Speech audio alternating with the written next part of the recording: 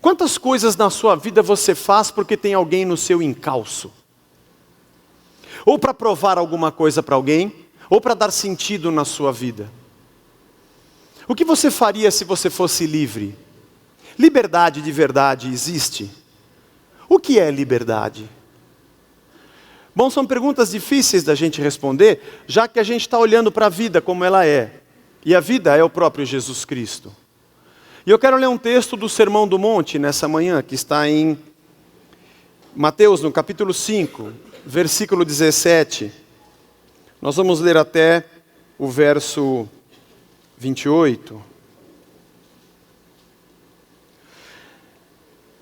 Preste bastante atenção nessas palavras. Jesus dizendo às pessoas que o seguiam, às multidões: não penseis que vim revogar a lei ou os profetas.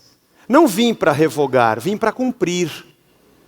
Porque em verdade vos digo, até que o céu e a terra passem, nenhum e nenhum tio jamais passará da lei até que tudo se cumpra.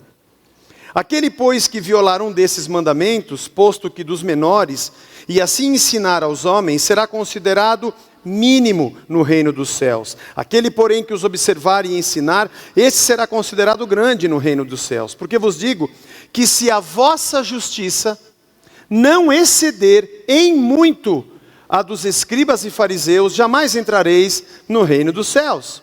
Ouvistes o que foi dito aos antigos: não matarás, e quem matar está sujeito a julgamento. Eu, porém, vos digo que todo aquele que sem motivo se irar contra o seu irmão, estará sujeito a julgamento. E quem proferir um insulto ao seu irmão, estará sujeito ao tribunal. E quem lhe chamar tolo, estará sujeito ao inferno de fogo.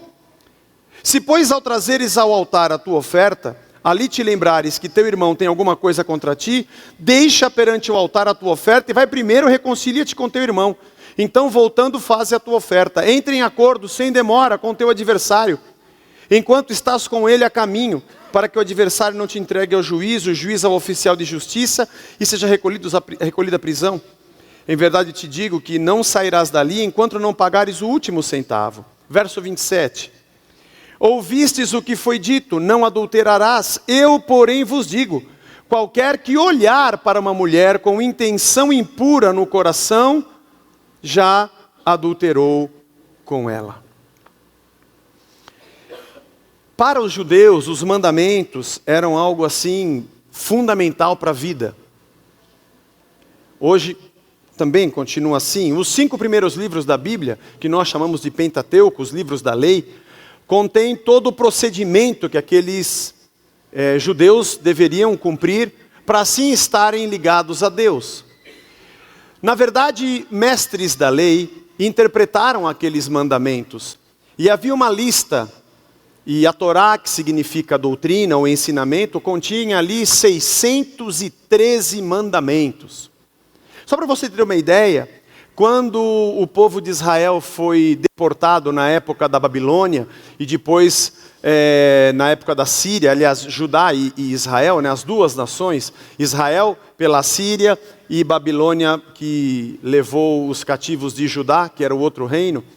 Esse povo que ficou sem terra, desterrado, e não tinha o templo, e o templo era o centro, do local central da sua adoração e do seu sacrifício, a religião judaica passou por uma transformação muito grande nessa época. Esse é o período entre o Antigo e o Novo Testamento. A história que ocorreu antes de Jesus nascer. E o que aconteceu é que a lei tomou como se fosse o lugar de Deus. Você não tinha um templo e um lugar de adoração. Então a leitura das Escrituras e a leitura da lei e o cumprimento da lei substituía o serviço no culto e até mesmo os sacrifícios. A lei se tornou tão importante que os copistas ganharam um status e os escribas surgiram nessa época. Eles eram os copistas da lei, além de serem também como cartórios nos dias de hoje, copiavam documentos também. Mas a lei tomou um lugar central, poderíamos até dizer que a lei ocupou praticamente o lugar de Deus. Aqueles que mais se aprofundavam na interpretação se transformaram em doutores da lei. Muitos dos fariseus eram escribas. E esses escribas e fariseus, que eram doutores da lei, mestres em tudo que estava escrito, eram intérpretes, e o povo andava cumprindo leis, cumprindo ordenanças. Não apenas os 10 mandamentos, mas toda a lei, quando você lê Levítico, Deuteronômio, sobre conduta, até sobre tratamento de animais e como se fazer no sábado, e mais as suas interpretações. Eu ouvi uma vez uma pessoa me dizendo, não consegui checar a veracidade, mas vale a pena aqui como curiosidade, de que 613 mandamentos continham os mandamentos negativos e positivos. Eu não fui ler os 613, irmãos, então eu não conferi. Mas, se for mentira, depois a gente apaga na gravação. Mas, de que 365 são mandamentos negativos. Não faça isso, não faça aquilo. E 248 são positivos. Sim, faça isso, ou faça daquela forma. E de que o simbolismo era que 365 nãos, era para que cada dia do ano você acordasse dizendo, não devo fazer alguma coisa, não devo fazer tal coisa. E 248, que são o número dos ossos do corpo humano, seria o seu interior dizendo, faça isso ou faça aquilo. Bom, de qualquer maneira, eles eram muito ligados à lei. O que não é diferente conosco hoje? Porque nós sempre procuramos uma lei para obedecer. A relação desses homens com Deus, basicamente estava ligada à lei. Dá para entender o porquê Jesus fala da lei, dos profetas, e como ele combatia os fariseus, que conheciam o que estava escrito, mas eram hipócritas no seu cumprimento. E os rabinos acreditavam que a melhor maneira de se relacionar com Deus era através do cumprimento das leis. Jesus, por exemplo, foi criticado por curar no sábado, porque o sábado era o dia de descanso. Quer dizer, valia mais cumprir uma lei do que abençoar uma pessoa que estava enferma. Chegava-se ao extremo de um cumprimento tão frio, de que a lei virava um Deus, e não mais o serviço de coração ao Senhor. Mas nós também pensamos assim. Eu e você também acreditamos que o que muda a nossa vida são as leis. Porque quando nós chegamos numa igreja, nós queremos saber quais são as leis dela. Como é que funciona aqui? Who's in charge? É a pergunta. Quem está mandando aqui? Quem é o chefe de cada área? O que tem que fazer aqui na Casa da Rocha para a gente dar certo aqui, e prosperar, e ter milagre, e ter as bênçãos? Vou voltar a esbarrar nesse tema que uma vez eu preguei aqui na igreja, e muita gente veio me perguntar, não só aqui, mas também fora daqui, porque na internet o pessoal assiste as pregações e fala mal das pregações na internet, dizendo, quando eu falei sobre o pode e não pode, todo mundo quer saber de uma lei. Então nós não deveríamos criticar escribas e fariseus, porque nós também queremos uma lei. Nós também queremos saber o que pode e o que não pode. Gostamos de discutir sobre o que pode e o que não pode. E você vai dizer assim para mim, mas a lei era tão importante? Deixa eu falar para vocês, você acabou de ler e você não sabe nada. Porque está escrito que Jesus mesmo disse, eu não vim para revogar a lei, eu vim para cumpri-la. Se Jesus viesse para cumprir a lei, para que ele viria? Já tinha a lei. Já tinham os escribas e os fariseus. Já tinham as escolas de formação de discípulos que ensinavam como se cumprir a lei. Se Deus viesse aqui para cumprir a sua própria lei, não teria razão dele ter vindo.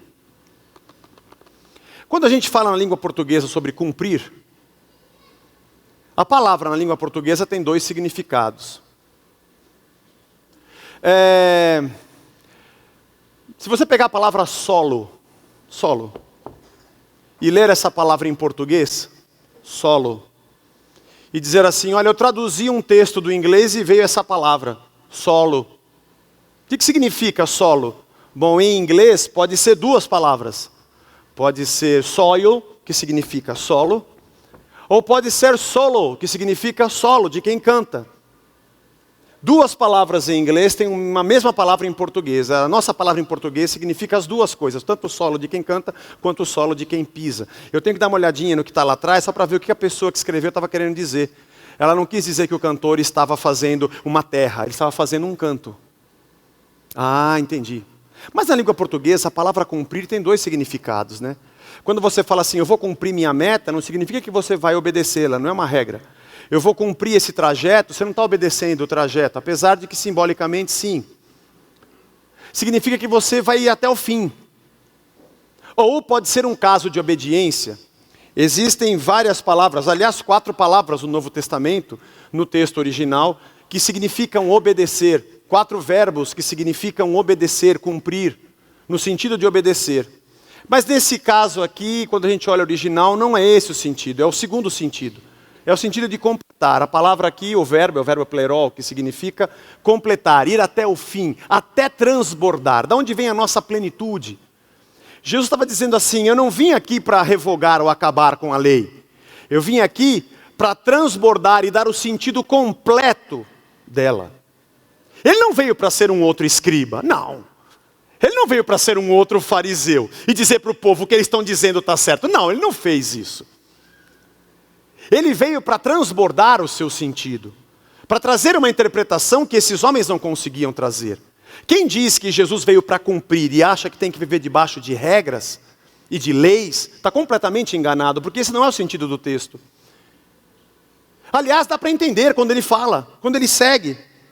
E ele diz assim, se a vossa justiça não exceder em muito a dos escribas e fariseus, vocês não vão entrar no reino.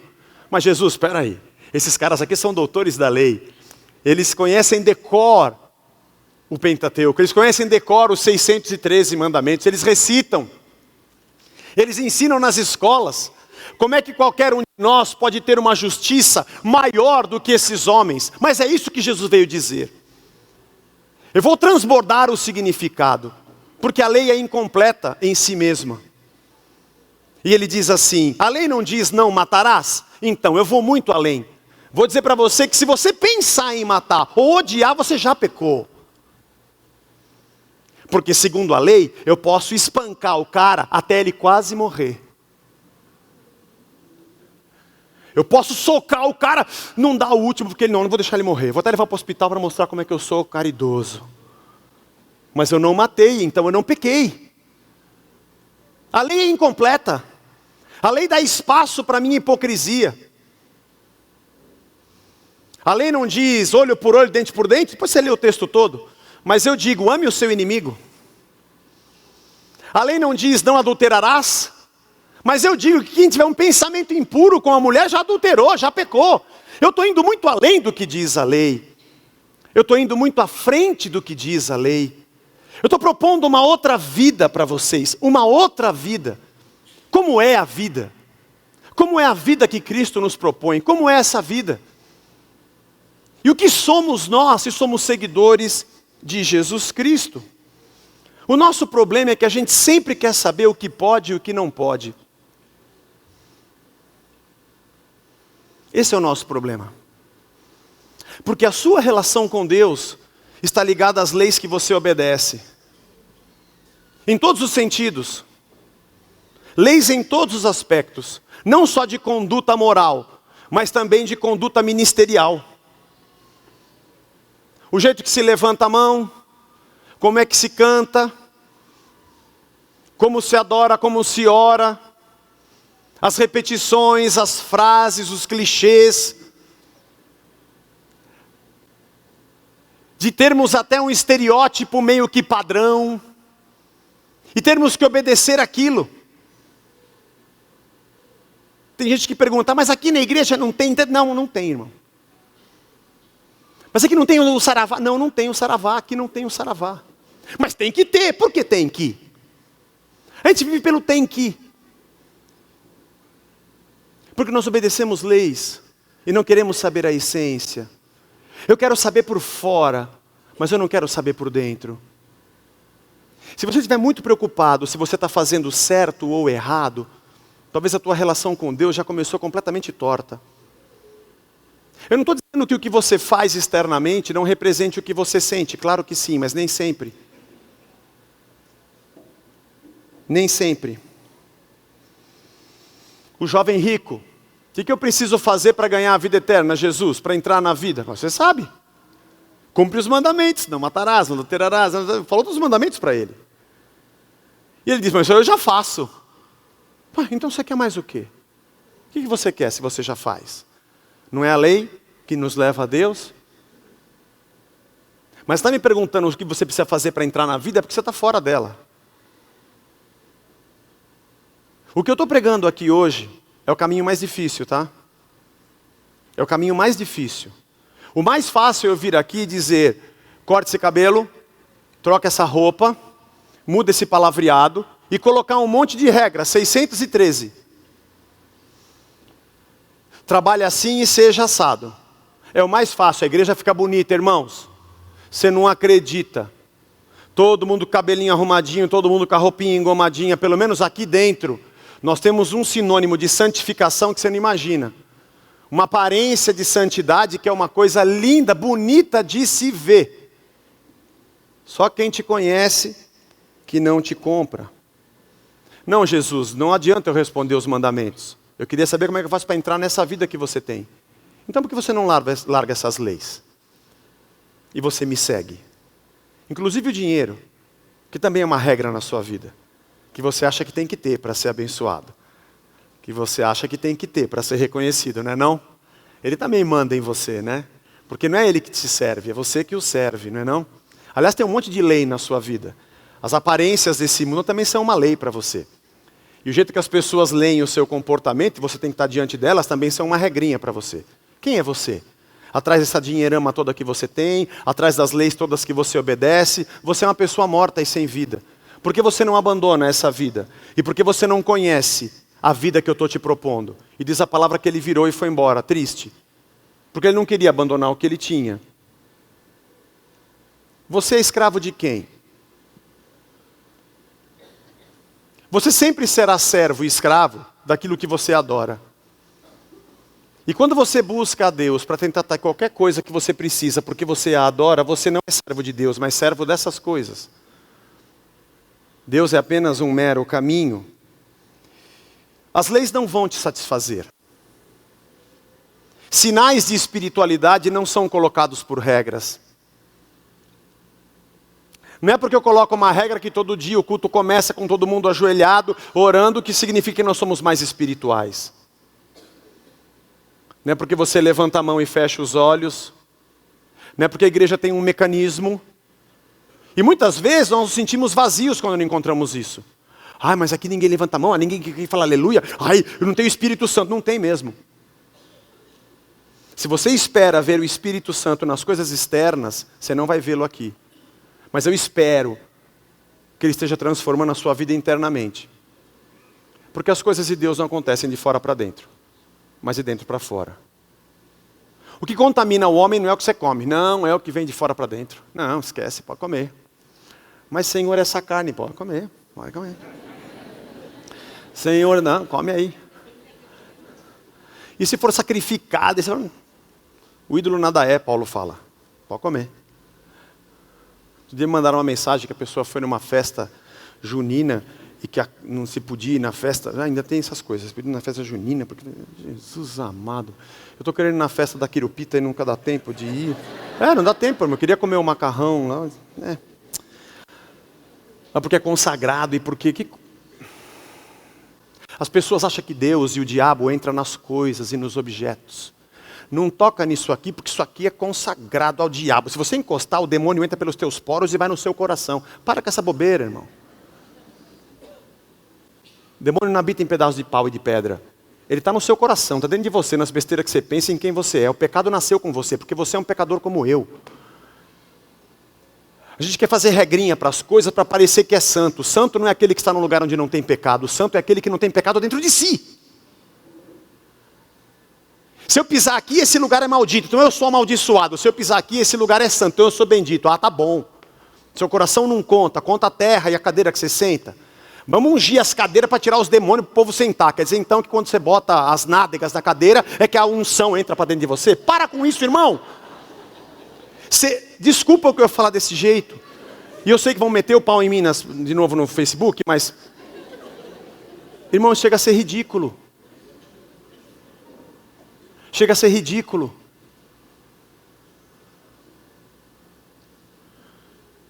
Santificamos coisas e não a nossa própria vida, o nosso próprio coração e nossa própria mente.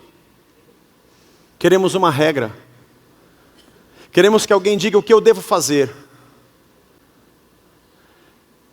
Queremos que a igreja coloque regras e que o pastor diga para mim o que é certo e o que é errado. Não tem certo e errado, Zé? Claro que tem. a partir da perspectiva do Espírito Santo? Sim, claro que tem. Mas você quer que eu te diga para você faça o que é certo e o que é errado? Eu posso dizer para você, mas se você não for transformado por dentro, pouco importa.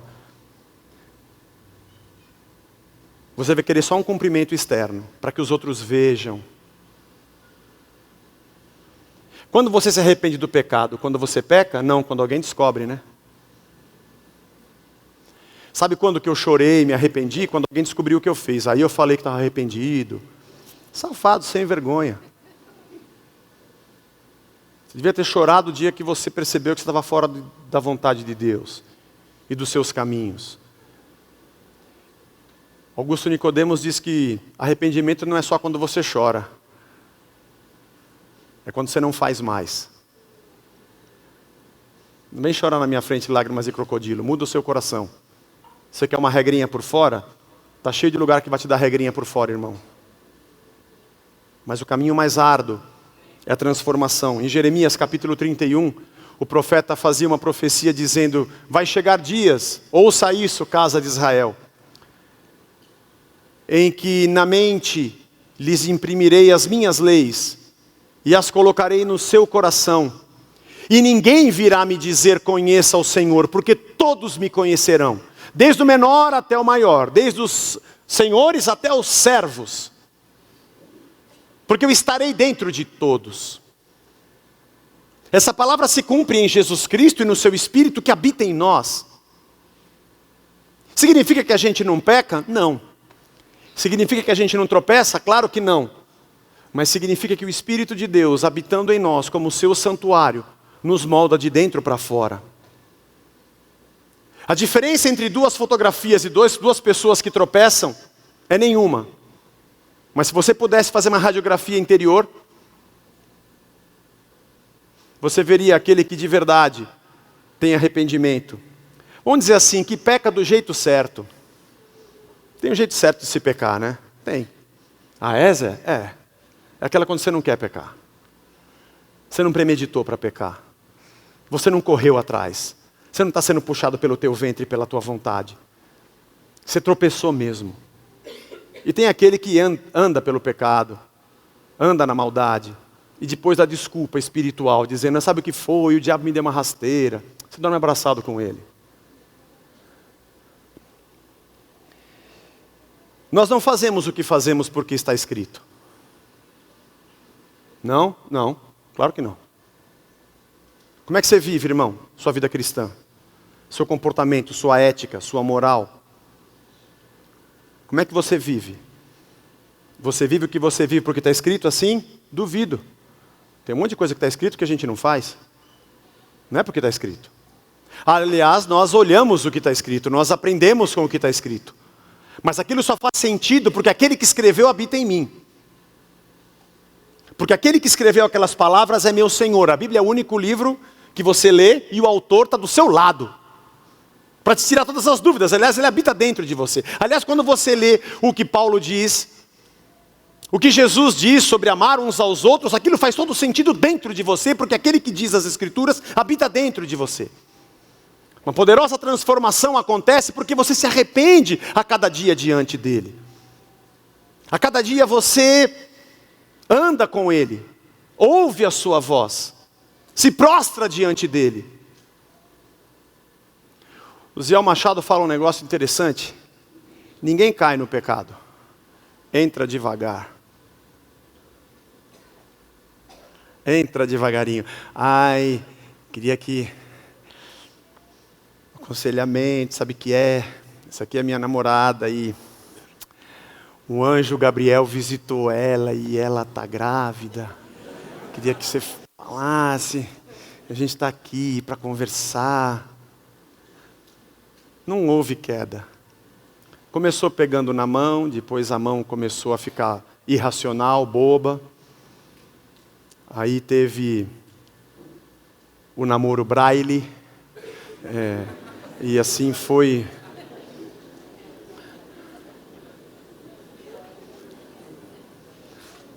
Não é. Depois o sinal vermelho já não acendia mais e foi indo. Aí teve as primeiras transas, a camisinha não furou. Só nessa que a tabelinha falhou é que eu vou me arrepender, porque agora eu caí. Nós andamos por lei. Nós batemos até não morrer, mas o que importa são as aparências. Nós adoramos aparências. Aparência de santidade. Paulo fala isso em Colossenses capítulo 3, sobre o rigor ascético.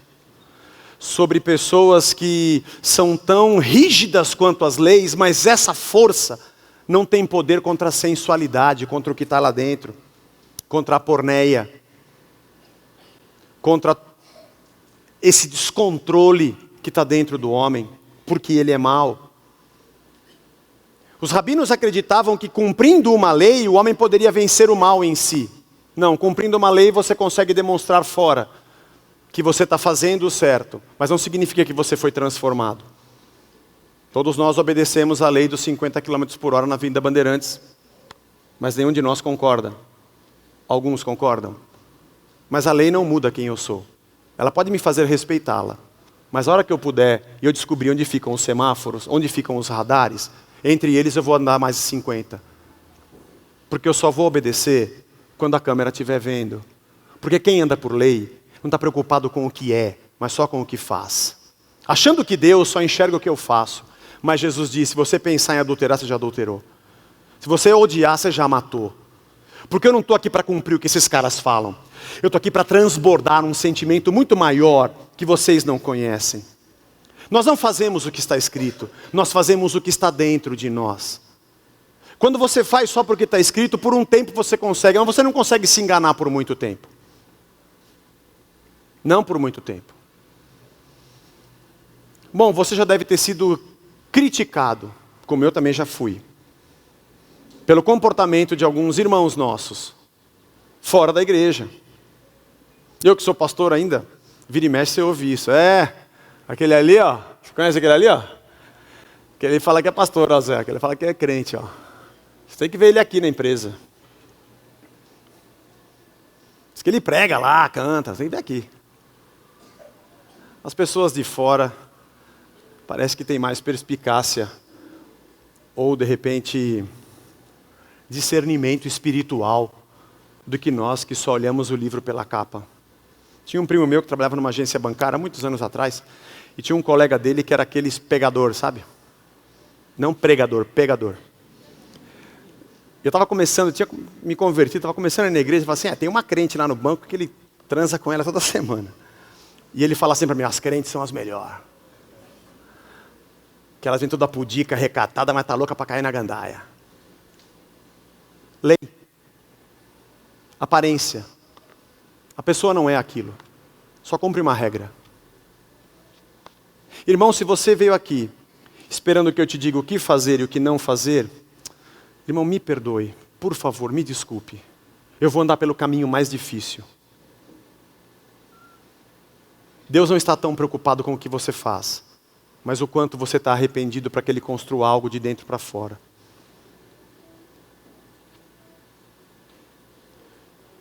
Para que você não olhe com um olhar de sensualidade, para que você não olhe com um olhar de ódio e de morte. Para que o teu arrependimento a cada dia mude a tua atitude. Significa que nós vamos ser perfeitos? Não, nem assim. Paulo diz em Gálatas 5,17 que o Espírito luta contra a nossa carne e a nossa carne contra o Espírito todo dia, para que a gente não faça o que a gente quer fazer. Paulo diz em Romanos 5 que a lei foi dada para mostrar que nós somos pecadores. Que quando eu leio a lei, eu digo, eu não consigo fazer isso aqui, eu não consigo viver assim nessa perfeição. Então eu sou um pecador. Aliás, ele diz lá em 1 Coríntios 10:4, que o fim da lei é Cristo. Em todos os aspectos. O fim da vida apenas dependente da lei e a finalidade para o qual ela existe é Cristo. Para que eu me renda a Ele, porque Ele é a vida. E todos os dias eu reconheço que eu não sou. Tem um negócio que acontece, irmão, que todos nós temos esse problema. Eu sei que eu não sou, mas se eu aparecer que eu sou, O jeito que eu falo, o jeito que eu ando, o jeito que eu prego, o jeito que eu falo as coisas de Deus, ô varão, glória a Deus, aleluia. Mesmo que eu não seja, mas se eu mostrar que eu sou, e todo mundo acabar pensando que eu sou, vai todo mundo falar que eu sou, mesmo que eu não seja. E eles vão sempre falar que eu sou, sempre vão me tratar como se eu fosse. E não é que de repente até eu estou achando que eu sou, porque todo mundo está dizendo que eu sou. Essa infantilização da nossa vida cristã torna a nossa maneira de viver como igreja ridícula.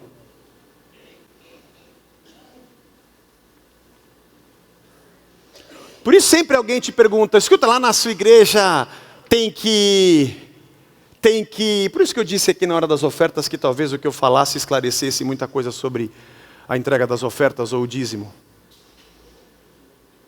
Não, eu faço porque eu quero. Lá é proibido. Não, não é não. Eu não faço porque eu sou uma nova criatura. Porque eu entendo o que Cristo fez por mim. Sabe que tem horas que me dá muita vontade. Então, por que você não faz? Porque eu decidi amar a Deus. Porque eu ouvi a sua voz. E ao invés de eu me esconder numa capa de santidade, eu prefiro esmurrar a mim mesmo e me arrepender diante dele para ser uma nova criatura. Esse caminho é muito mais longo. Esse caminho é mais longo, irmãos. Porque a gente convive entre nós com os nossos defeitos. A gente tem que aprender o significado da graça.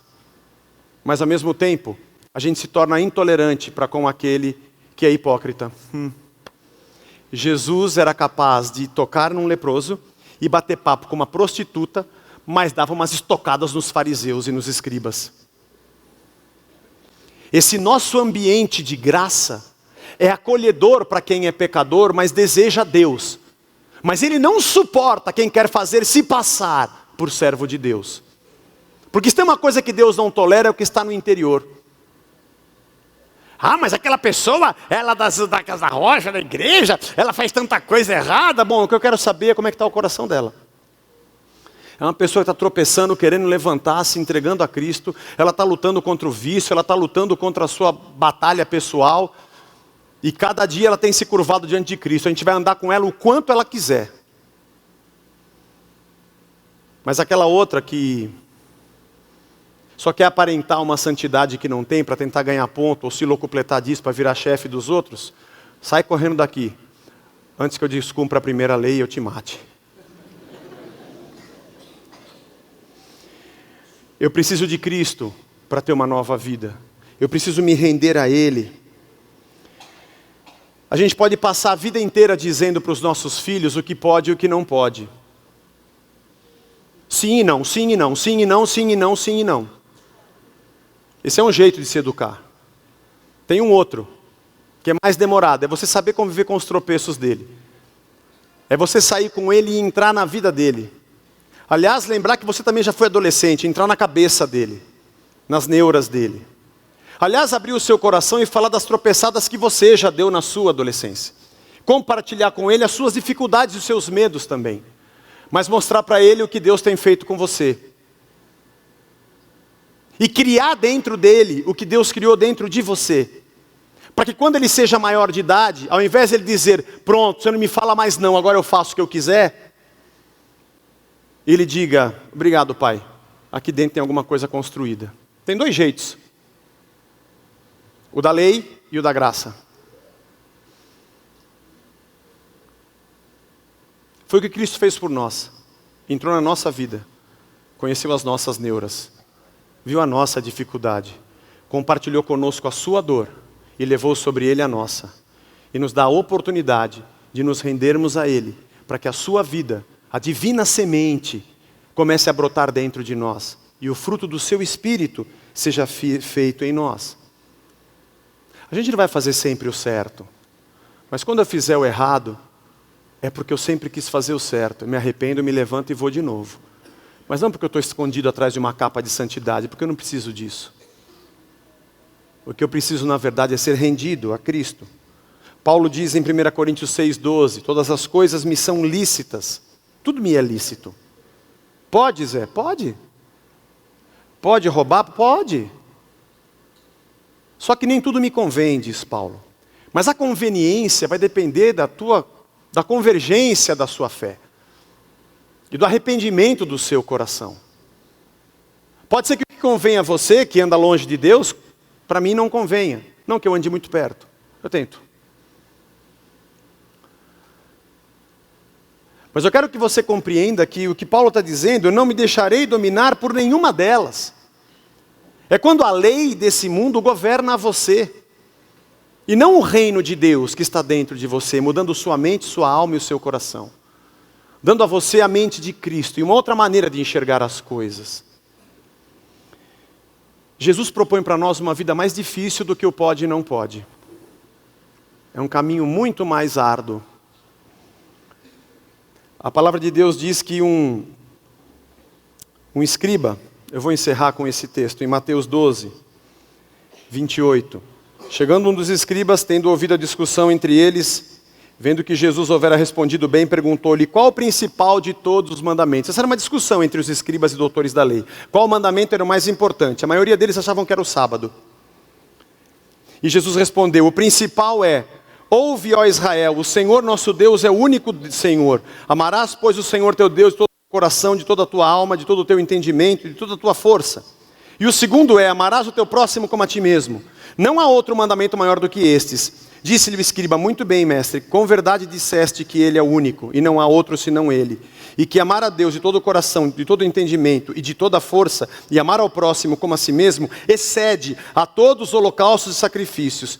Vendo Jesus que ele havia respondido sabiamente, declarou-lhe, não estás longe do reino de Deus. E ninguém mais ousou interrogá-lo. Qual que é o melhor mandamento? Qual que é o mais importante? Ame a Deus. Cada vez que eu vou fazer alguma coisa, isso aqui glorifica a Deus? Eu cumpro o meu mandato de glorificar a Deus em tudo que eu fizer quando eu faço isso? Você pode ter uma regrinha, opa, não faço. Até a hora que não tiver ninguém vendo. Deus está propondo uma vida difícil para nós. Jesus usou aqui um texto de Deuteronômio capítulo 6, que é conhecido como Shema Israel. Ouve, ó Israel, o Senhor teu Deus é o único Deus. Aliás, esse Shema Israel era a oração que se fazia 3 vezes ao dia, todo judeu fazia. E aliás, eles estavam dentro do templo, e em todo momento que havia conclamação do povo à adoração, essa frase era dita dentro do templo, ouve, ó Israel, o Senhor teu Deus é o único Deus. E quando ele pergunta qual o maior mandamento, Jesus manda exatamente esse, Shema Israel. É isso aí, ele é o único Deus, ame a ele sobre todas as coisas. E depois ele junta um trecho de Levítico, e o seu próximo como se fosse você. Disso depende toda a lei e os profetas. Se você fizer isso, você vai cumprir a lei automaticamente. Mas não como um agente externo, mas como um temor de quem é rendido a Cristo. O que é correto e o que não é, o que é devido e o que não é, vamos dizer, o que é conveniente e o que não é, você já tem as Escrituras. Estava aqui na reunião de homens e eu disse, papel do homem. Falei, gente, eu não vou fazer aqui um estudo com uma listinha sobre o que é o papel do homem. Você sabe, né? Faz tempo que você é crente, né, irmão? Já foi de um monte de igreja, ou não é? Já leu, já viu pregação. Não, ou não é? Você quer descobrir um lugar onde digam para você o que pode e o que não pode? Quando é que a gente vai amadurecer? Quando é que ao invés de pegarmos as palavras de vida que deveriam habitar em nós e continuá-las transformando em tábuas de pedra? Quando é que as coisas continuarão externas? Quando nós vamos deixar que Cristo de verdade reine em nós? Até quando a gente vai dar chilique? Até quando vamos ter descontrole? Com a nossa mente, com o nosso corpo, com as nossas atitudes? Até quando a nossa boca vai falar o que não deveria? Até quando a gente vai viver escondido? Você quer fazer isso? Faça. Eu vou deixar você viajar essa noite. Mas segunda-feira eu espero que você volte. Acho que você vai voltar. Sabe por quê? Não tem ninguém te perseguindo. Vou lá para a casa da rocha porque lá parece que pode tudo. Se você veio aqui porque você quer cair na gandaia, irmão, vai cair na gandaia, não precisa nem de vir, está dispensado. Se nós queremos viver a vida cristã nessa infantilidade, vamos viver, pô. Então não vive. É que eu quero ter uma aparência externa de que eu sou crente, né? Ah, tá, então tá bom. Tá legal, vem aí, senta, levanta a mão, canta louvores. Mas aí, quer que a gente chame você de santo? Podemos até chamar. Quer que chama de varão? Podemos até, falamos para você. A gente coloca até no seu Facebook, o varão, o santo, o abençoado. Se quer fazer, faça. Isso faz você se sentir melhor?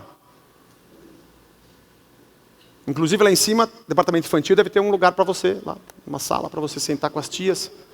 Ai, que lindo, sim, você é santo, claro. Mas eu acredito que a cada dia nós devemos nos render a Cristo e nós podemos ser uma comunidade de irmãos que de verdade amam a Deus acima de todas as coisas. E que antes de dar um passo, lembrem-se do seu amor a Cristo, da sua decisão.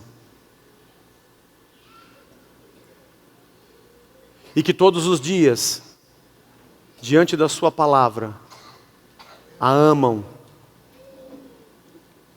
E ela bate com tudo aquilo que Ele planta em nós, porque Ele é o próprio Verbo habitando em nós, e essa palavra nos alimenta e nos retroalimenta.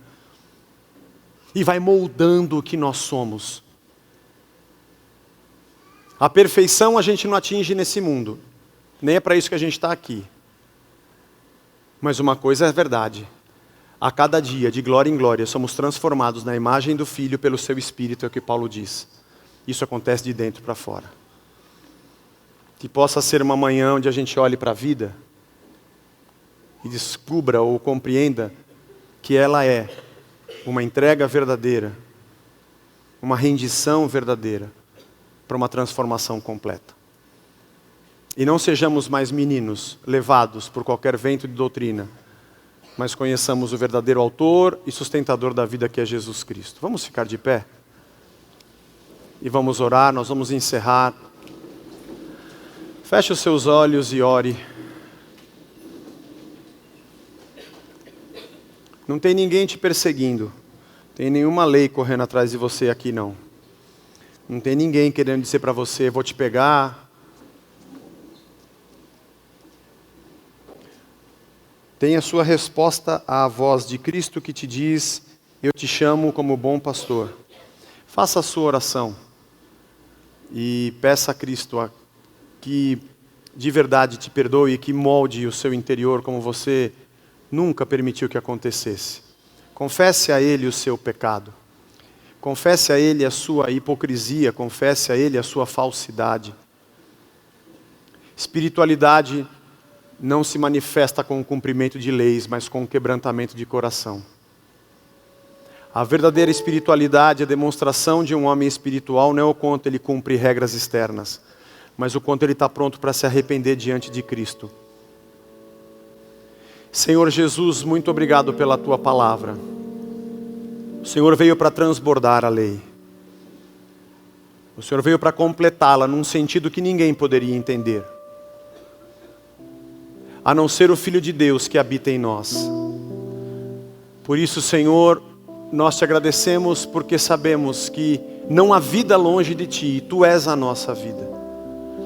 Perdoa a nossa hipocrisia, nosso pecado, nossa maldade, nossa tentativa externa, Senhor.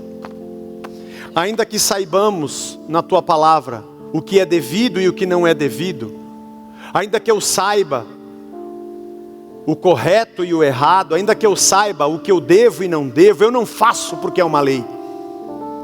Eu quero fazer porque o Senhor habita em mim e está me transformando no que está escrito. Molda-nos, Senhor. Perdoa-nos, Senhor.